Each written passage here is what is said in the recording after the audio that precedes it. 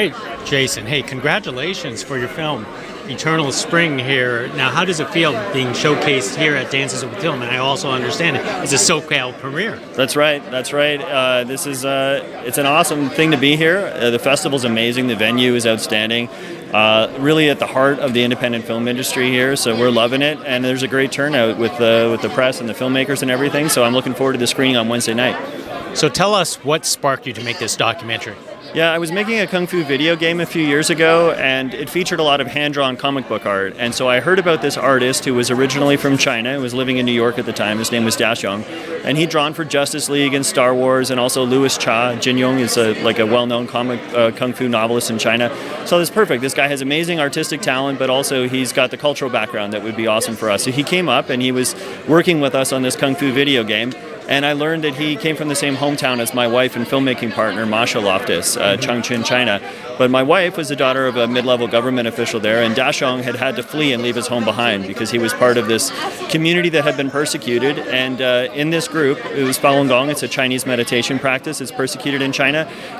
They felt the only recourse they had to the constant sort of propaganda in the state media was to climb the television poles and hack the signal and broadcast their own message. So this film explores a heist story of people trying to take over the narrative, take over the message, and it explores it through animation and through art, through this artist who had to leave his home behind as a result of this event. So was it difficult to, you took live action and converted it into animation, or you just went straight to animation for a documentary like this? Yeah, this is a unique blend of both live action and animation, and that was important for me because there's other films that have used animation very well for documentary, but this was a unique opportunity to make the artistic process part of the narrative, part of the story, because you have an artist who has his own longing for his home, his own nostalgia for his home, his own sense of loss, and also the trauma that he's faced. He was imprisoned, he was tortured as well, and so you can see that through his pen. So it was important to have a component of the film be live action. So you see Daxiong and you see him together with other witnesses and survivors, and you see him translating that through his pen into his artwork,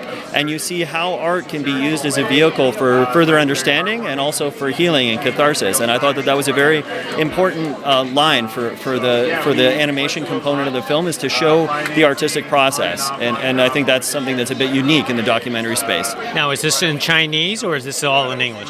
It's the witnesses are all in Mandarin. It is subtitled. It's a subtitled film.